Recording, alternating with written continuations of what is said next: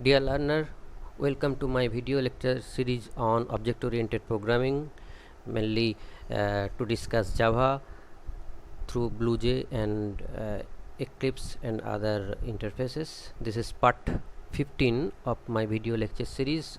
Now, today I will cover polymorphism, inheritance, and interface, the three good features of Java. We have discussed about polymorphism in my earlier video. Now let us recap. What is polymorphism? It means an operator may take different forms at different time, and method can act different uh, mm, calculation on different times, etc. Polymorphism means it takes several times. Now inheritance is the property of Java. What is this? This means an object or a class may inherit the property of another class. That is, it takes the properties, methods from another class. And what is interface? Interface is a kind of abstract class through which we can do several methods like multiple inheritance, and there are many features of interface. This is actually is a relationship in Java. Now we have realized that actually three topics are interrelated. So whenever we will give some example, it may happen that one example may contain inheritance and polymorphism and etc.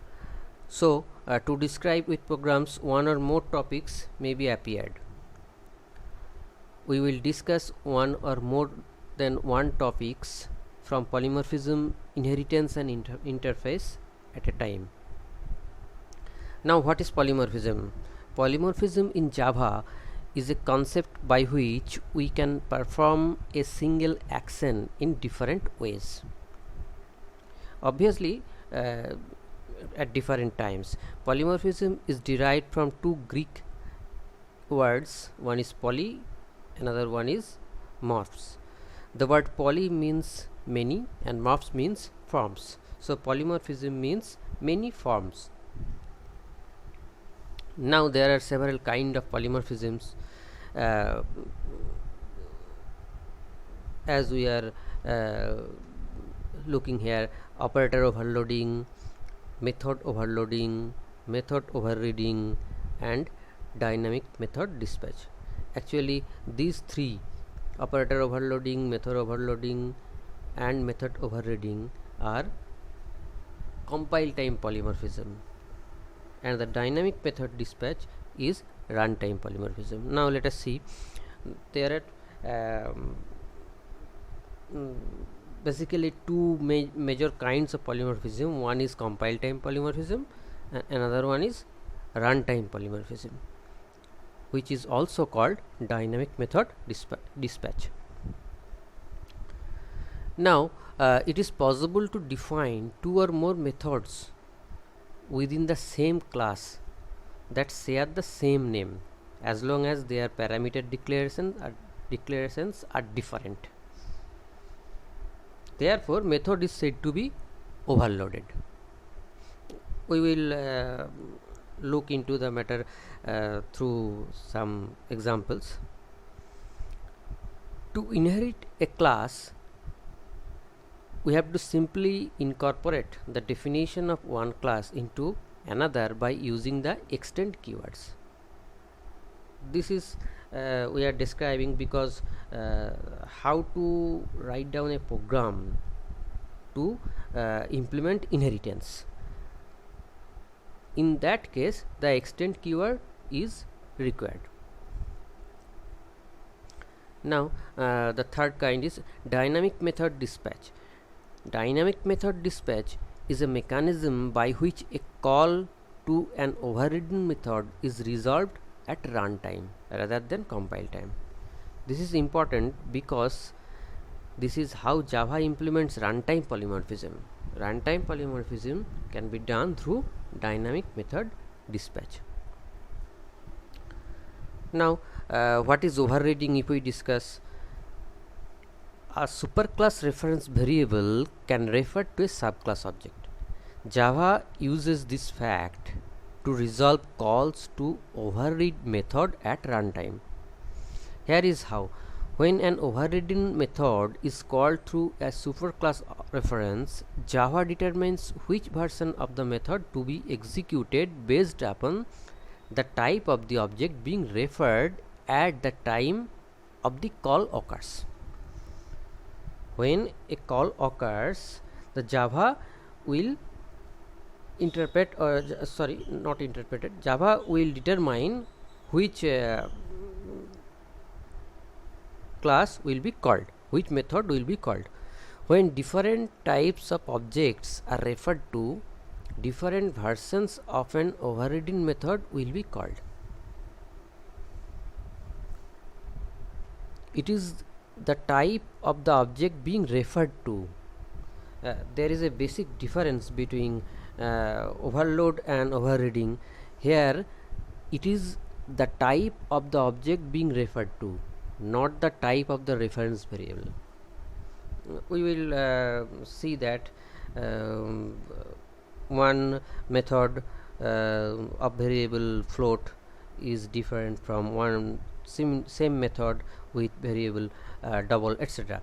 But this is unlike with overriding. In overriding, I repeat again, it is the type of the object being referred to, not the type of the reference variable. Now, what is abstract class? Abstract class create a superclass that only defined from that will be shared by all of its subclass, leaving it to each subclass to fill in detail. We will just define, but we will not write down any code within this. Interface is a mechanism to achieve abstraction in Java. An interface is completely abstract class that is used to group related methods with empty bodies. Why we will use interface? It has two main features. It is used to achieve abstraction. By interface, we can support the functionality of multiple inheritance. Actually, Java does not allow multiple inheritance, but by interface we can achieve multiple inheritance. Java interface also represents the is-a relationship. Interface looks like class but not a class. Now let us see different kinds of polymorphism, inheritance, and lastly interface. Now operator overloading. This is this feature is as same as C++ operator overloading. Let us discuss that. The plus operator. Plus, this is an operator. So the plus operator in Java is used to perform two specific functions. In mathematics, we are using plus operator to add two numbers, maybe real number or complex number, etc. When it is used with numbers, integers and floating point numbers, it performs addition. That is, if I declare that int a equals 5, int b equals 6, then integer sum equals to a plus b. Now the output will be 11. It will add 5 and 6. But when the plus operator is used for string operation, it performs concatenation. that is it will concat two strings to form a single string. That is here the string first name equals abc, string last name equals xyz. Now if we define another string name equals to first name plus last name, the output will be concatenated a plus abc xyz. It will concatenate abc and xyz. This kind of features is called operator overloading. That is, in polymorphism it can take two forms. Now method overloading, if you overload a static method in Java, it is the example of compile time polymorphism. If we want to overload static methods, then it is called method overloading. Let us see. In Java class we can create methods with the same name, but they have to differ in parameters. For example, void function. Here is a method func. So void function, we will not pronounce function, void func. Here there may be different some codes here, some operations. Void function, sorry, void func.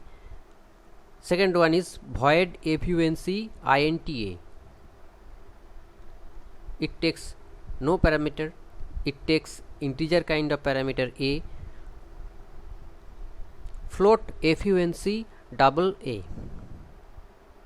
This function func returns float value and takes double parameter a.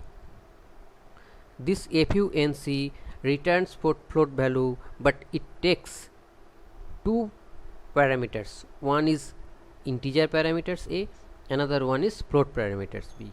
So these functions will act according to the parameter passed through it and defined in the concerned function. This is known as method overloading in Java.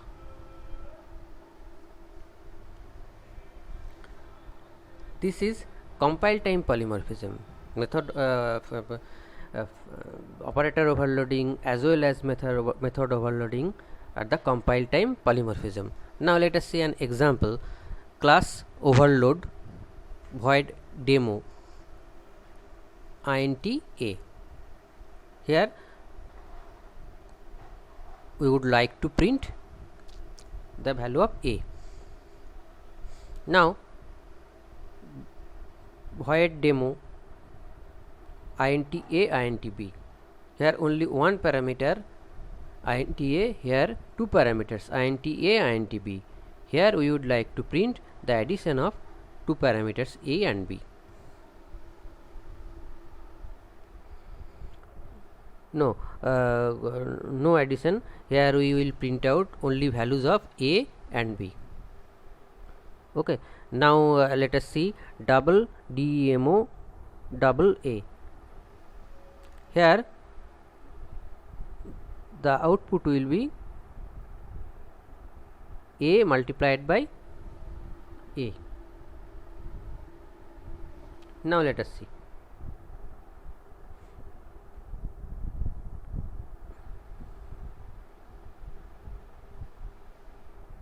Class method overloading public static void main string args as usual.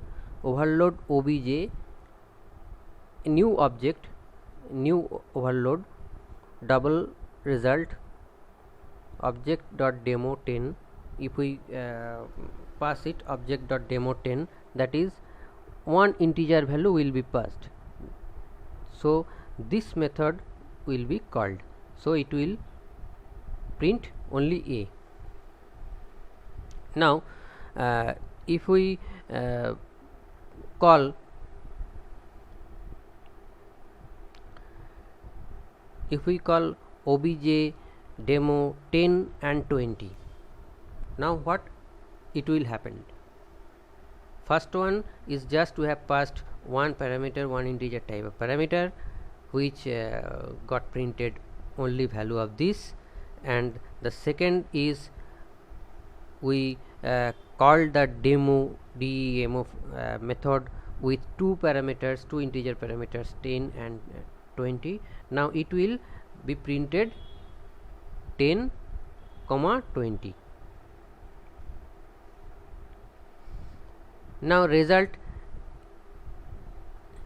here we will look that these functions are returned nothing, void. This function will return double, so that is why here we have taken an variable named result equals obj dot demo 5.5. now this what it will be printed, obj demo 5.5 means 5.5. this is float kind of parameter variable.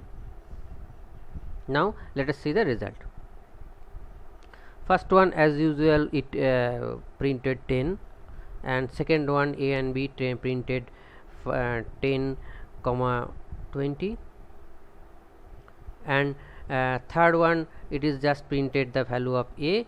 And here if we print the result, here is the interesting things, obj dot demo, as it is one parameter, so it will print just like this method, it will print 5.5. and whenever it will whenever we will print the value of result, that is here it will be printed 5.5 into 5.5, here is 30.25. now let us look on runtime polymorphism. Runtime polymorphism or dynamic method dispatch is a process in which a call to an overridden method is resolved at runtime rather than compile time. How it is we will look at. Now first we would like to discuss concept of upcasting and downcasting also in reverse. So concept of upcasting, here is a declaration class A, class B extends A, interface I, class A, class B extends A, implements interface I. So B is a A, B is a I, and therefore B is a object. What is now the upcasting? Upcasting is converting a subclass type to a superclass type is called upcasting.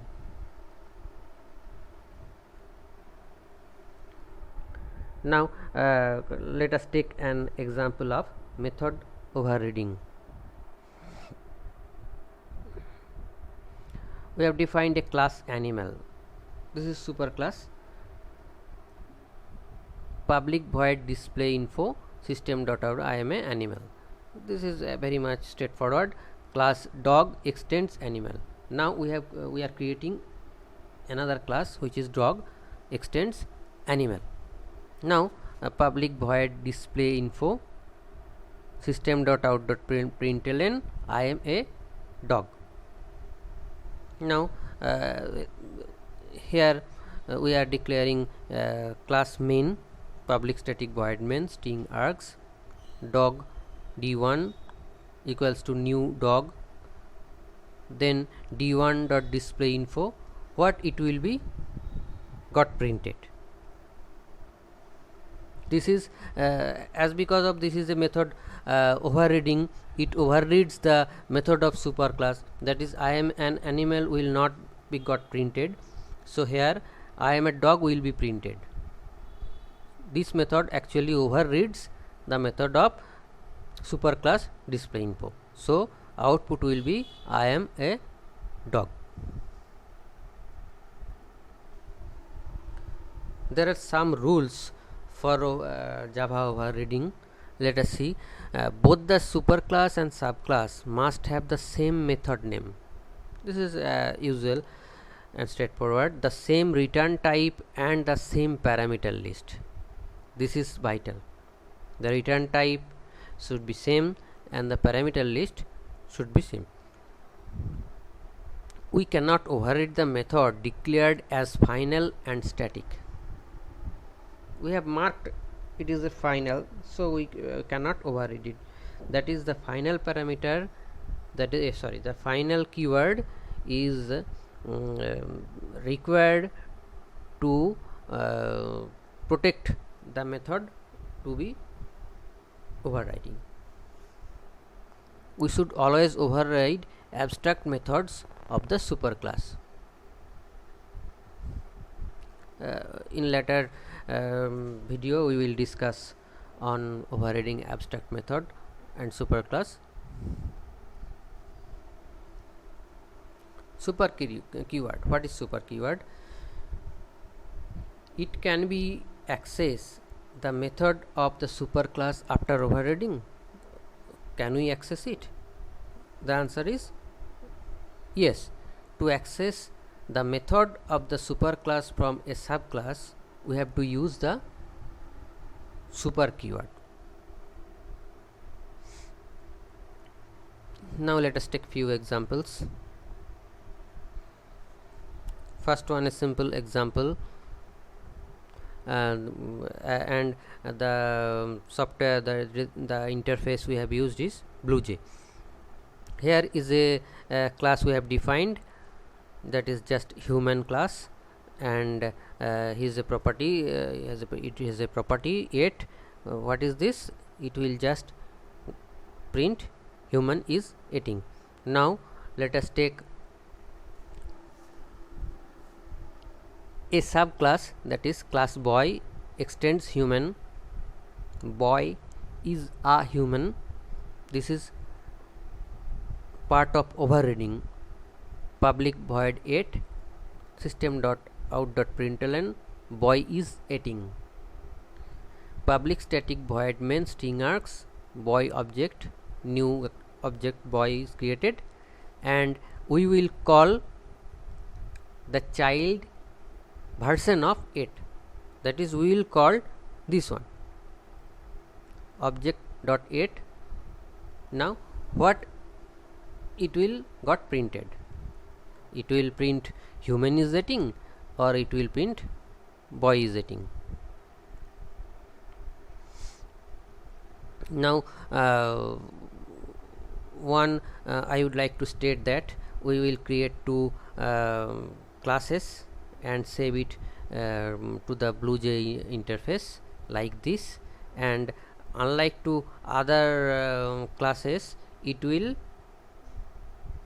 marked that boy is a human.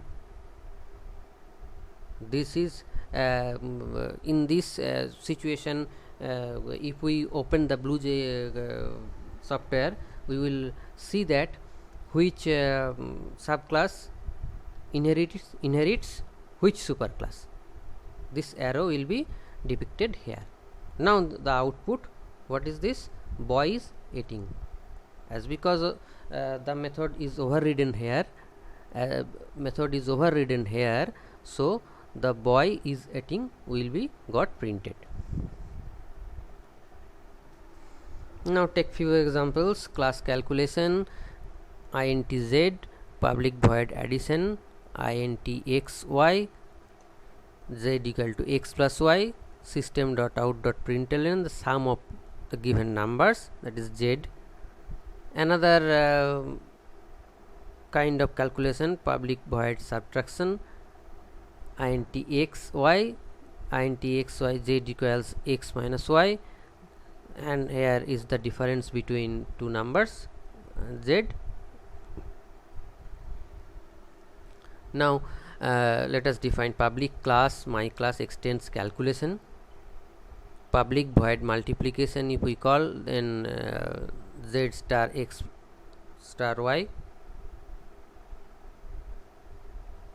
public static void main string args int a equals 20, b equals 10, my calculation demo, new my calculation if we call it, and then demo addition ab. If we call addition ab, then it will add a and b, demo subtraction ab, demo multiplication ab, and it will it will show the output like the sum of the given number is 30, the difference between given number is 10, the product of given number is 200, according to this kind of codes and previous this kind of calculation functions. Now let us take an example of interface. Here interface keyword is required, interface polygon. Now void get area, int length, int breadth, and we will see that there are no code in this function. This is just a body. Class rectangle implements polygon. Void get area, int length and breadth, and the calculation is here. We call a class main, public static void main, rectangle r1, new rectangle. Now here rectangle is called, rectangle is created. Now it will just produce the output of calculating this. So the area of the rectangle is 30, as because we have passed the parameter 5 and 6. A get area will be called, and accordingly the output will be produced here.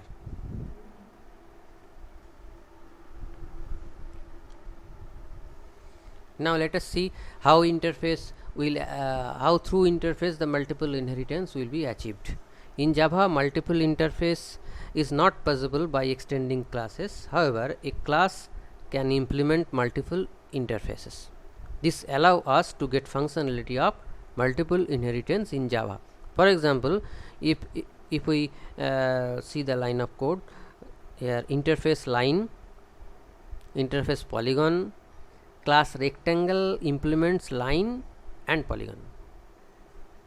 Here the rectangle has provided an implementation of all methods of both line and polygon. Now you will go through some internet reference. There are several internet tutorials for better reading and further reading. Java and Oracle documents will be consulted, and one of the best book is Java the Complete Reference by Herbert Schild, 11th edition by Oracle Press. Now up to this 15 video lecture series, this the base will be created for all learners for calculating, for programming, for completing the courses like ICSE, CBSE class 9, 10 and etc. So thank you. Presented by me, Supratim Chakraborty, and my YouTube channel is Learn with Joy. If it is helpful, then please like, share and subscribe. Thank you.